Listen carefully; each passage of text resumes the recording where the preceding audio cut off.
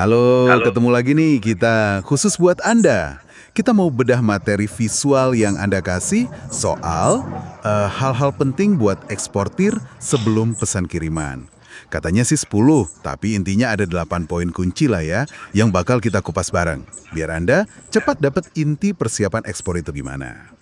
Oke, kita mulai aja ya. Pertama nih, Incoterms. Wah, ini krusial banget. Maksudnya harus jelas dari awal. Anda jualnya pakai FOB, atau CIF, atau malah IXW. Betul, ini nentuin siapa bayar apa gitu kan. Terus siapa yang nanggung resiko barangnya sampai mana.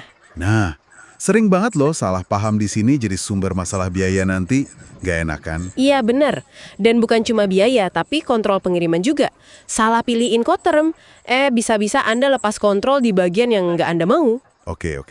Poin kedua, kesiapan kargo. Ini kedengarannya sepele ya, tapi penting banget. Penting lah, pastiin barang Anda itu udah benar-benar siap pas mau dijemput.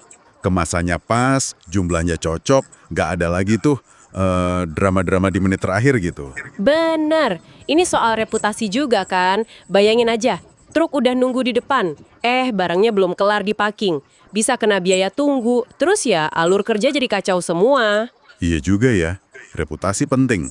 Nah, setelah barang siap, Incoterms oke, ada lagi nih kode rahasia, kode HS.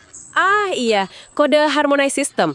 Ini kode buat klasifikasi barang yang dipakai di seluruh dunia lah ya. Nah, kalau sampai salah masukin kode HS ini, wah, repot urusannya. Repot banget, barang Anda bisa nyangkut di bea cukai. Pengiriman jadi telat. Atau malah kena tarif bea masuk yang lebih mahal dari seharusnya. Kan sayang uangnya. Banget, makanya akurasi kode HS ini penting diperhatikan. Terus, yang keempat, dokumen ekspor. Ini kayak paspornya barang ya. Iya, kayak KTP-nya gitulah. Ada faktur komersial, isinya nilai barang. Terus daftar pengepakan atau packing list. Rincian isi paketnya apa aja. Kadang perlu juga sertifikat of origin, bukti asal barang. Atau mungkin sertifikat fumigasi kalau barangnya kayu misalnya. Betul, dan semua itu harus lengkap, isinya benar, bersih, jangan ada coretan aneh-aneh lah. Konsekuensinya kalau salah gimana tuh? Selain tadi kode HS. Ya itu tadi, dokumen nggak akurat atau kurang, itu kayak ngasih alasan aja buat petugas bea cukai nahan barang Anda. Gitu. Yang sering kelewat juga bukan cuma lengkapnya, tapi konsistensi data antar dokumen. Oh iya, maksudnya? Misalnya nih, deskripsi barang di faktur sama di packing list, itu harus plak sama. Beda dikit aja bisa jadi pertanyaan nanti. Wah, detail juga ya ternyata. Oke lanjut. Ini soal duit nih, sering jadi jebakan. Poin keenam, rincian biaya pengiriman. Nah, ini penting. Jangan cuma lihat totalnya aja. Harus minta rinciannya ya. Ada biaya angkut dasar, terus ada THC. Terminal handling charges, biaya bongkar muat di pelabuhan. Terus ada biaya tambahan lain, kayak search bahan bakar atau pas lagi musim rame, peak season surcharge. Belum lagi potensi biaya siluman yang nggak ketahuan di awal. Anda perlu tahu persis bayar buat apa aja. Transparansi biaya itu kunci, biar anggaran nggak jebol. Minta aja kutipan harga yang detail dari awal. Itu hak Anda kok, sebagai eksportir. Oke siap. Poin 7, kepatuhan bea cukai. Jangan anggap remeh ya. Jangan pernah. Lolos sekali belum tentu besoknya lolos lagi. Peraturan itu dinamis, bisa berubah. Baik di sini maupun di negara tujuan ya. Betul. Jadi kepatuhan itu kerjaan terus-menerus. Bukan cuma sekali urus selesai. Harus update terus sama regulasi terbaru.